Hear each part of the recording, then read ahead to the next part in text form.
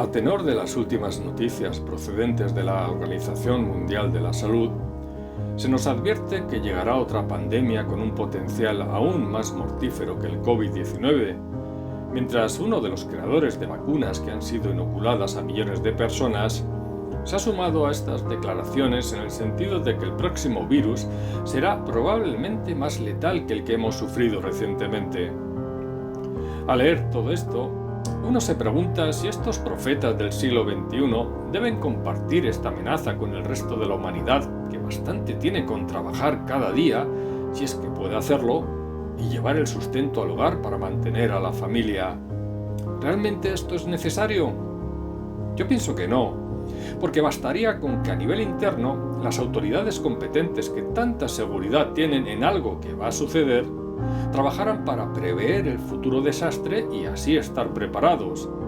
En vez de inocular en pequeñas dosis diarias a la población mundial otro virus mucho más letal que cualquier coronavirus que pueda crear el hombre en un laboratorio, y es el virus del miedo, del terror y del pánico.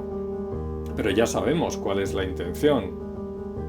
Porque este último virus ya lo conocimos en 2020. Y para no pocos creyentes fue más terrible que el primero, ya que nos permitió comprobar nuestras carencias ante Dios, una falta de fe ante un miedo que nos paralizó en vez de refugiarnos en quien todo lo puede y todo lo controla. ¿Acaso alguien que se considera cristiano duda de esto? La palabra escrita reitera de principio a fin una soberanía de Dios que permite todo lo malo que pueda suceder en este planeta, si bien con un propósito. Recordemos que hasta Satanás está a su servicio si así lo considera. Por tal motivo, frente a declaraciones de dirigentes que buscan controlarnos por medio del pánico con el fin de someternos sin resistencia, los hijos de Dios debemos clamar más que nunca al Padre a fin de reforzar nuestra fe antes de que llegue la tragedia y protegernos de estos instrumentos diabólicos que están al servicio de agendas fechadas con oscuros objetivos. De ahí que convenga recordar las palabras de Jesús en Mateo 7, versículos 24 al 27. Cualquiera, pues, que me oye estas palabras y las hace, le compararé a un hombre prudente que edificó su casa sobre la roca. Descendió lluvia y vinieron ríos, y soplaron vientos y golpearon contra aquella casa, y no cayó, porque estaba fundada sobre la roca. Pero cualquiera que me oye estas palabras y no las hace, le compararé a un hombre insensato, que edificó su casa sobre la arena, y descendió lluvia, y vinieron ríos, y soplaron vientos, y dieron con ímpetu contra aquella casa, y cayó, y fue grande su ruina. Estas son palabras que forman parte del maravilloso sermón del monte que Jesús compartió con sus discípulos, en las que se establece una clara diferencia entre el que es mero oyente de aquel que además es hacedor de la palabra, como explicó Santiago en el capítulo 1, versículos 22 al 25 de su carta. Porque no se trata simplemente de dar fruto, sino buen fruto, el que Dios espera de cada uno de nosotros y que demuestra que somos hijos suyos, porque de lo contrario no seremos reconocidos por Cristo cuando comparezcamos ante Él, y seremos echados al fuego como los demás que jamás le conocieron. Es decir, no importa cómo nos dirigimos al Señor o el realizar obras milagrosas en su nombre, porque hasta Judas Iscariote las llevó a cabo, sino la obediencia a la voluntad del Padre basada en una fe viva y auténtica que se manifiesta en obras. No basta con decir que se conoce al Padre o al Hijo si no eres conocido por ellos, y esta es la íntima comunión que se requiere para ser considerados salvos como hijos de Dios. Porque como expresó Pablo en 1 Corintios 8, versículos 2 y 3, y si alguno se imagina que sabe algo, aún no sabe nada como debe saberlo, pero si alguno ama a Dios, es conocido por Él.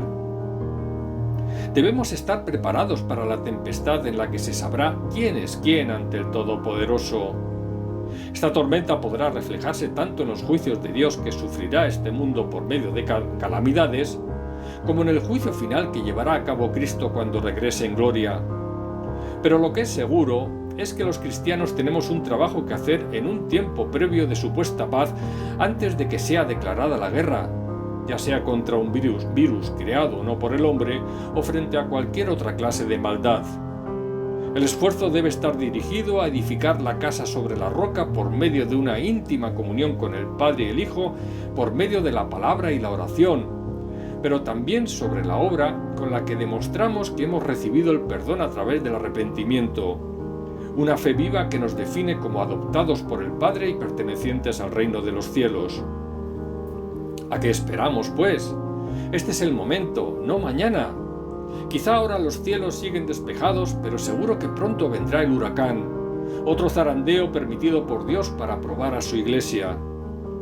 Esto es necesario, aunque no resulta agradable, ya que a fin de cuentas del cuerpo de Cristo formamos parte hombres y mujeres imperfectos y pecadores que necesitan la continua limpieza de esas impurezas que solo desaparecen mediante el horno de la aflicción. Por eso la respuesta depende de lo que hagamos hasta entonces, ya que unos edificarán sobre la roca, mientras otros sobre la arena para demostrar que nunca fueron regenerados. La cuestión es preguntarnos qué hacemos cada uno de nosotros, porque si en 2020 algunos negaron a Jesús por 3 veces, fue para volver restaurados en la fe y poder igualmente fortalecer a los hermanos que caen como los demás, porque es imposible que no vengan tropiezos. Sin embargo, el arraigo sobre la roca permitió el regreso tras ser levantados por la gracia divina, como se hizo con Pedro tras negar al Señor. Quizá cuando descargue sobre nosotros la nueva tempestad preparada o no por el hombre, el tsunami nos dé un buen revolcón, pero únicamente seremos doblados y derribados, jamás destruidos. A pesar de la aflicción que pueda provocar la enfermedad en nosotros u otras personas, podemos volver como hizo el apóstol y ser usados por Dios si así lo considera. En resumen, los hijos de Dios experimentamos continuas pruebas de fe. Aprovechemos la oportunidad mientras podamos para superarlas, algo que solo podemos lograr edificados sobre la roca, no sobre la arena. Como dijo Pablo en Colosenses 2, versículos 6 y 7, a fin de no caer en el lazo de la mentira y el miedo que ponen ante nosotros, andemos en Cristo, arraigados y sobreedificados en Él, y confirmados en la fe, abundando en acciones de gracias. Sea en tiempo de guerra o de paz, no dejemos de prepararnos para la batalla, y seamos como aquellos judíos que, según el libro de Nehemías, iban reconstruyendo el muro de Jerusalén con una mano, mientras en la otra sostenían sus espadas en actitud de prevención frente al enemigo. Pero sobre todo, aunque acaben imponiendo por la fuerza la inyección de lo que muchos no queremos pero que quizá no podamos evitar, sí que podremos impedir que nos inoculen el miedo en la mente y el corazón, porque los cristianos debemos ser inmunes frente a ese veneno, ya que disponemos de la fe que protege totalmente del mismo para no acabar sucumbiendo al pánico. Seremos golpeados pero no caeremos, porque estaremos fundados sobre la roca. Padre, te pido que tu gracia nos mantenga firmes en la dificultad o sufrimiento. Sabemos que vendrán tormentas, pero mientras seguiremos sobreedificando sobre la roca de Cristo con ayuda del Espíritu Santo. Te damos gracias por ello, en el nombre de Jesús. Amén.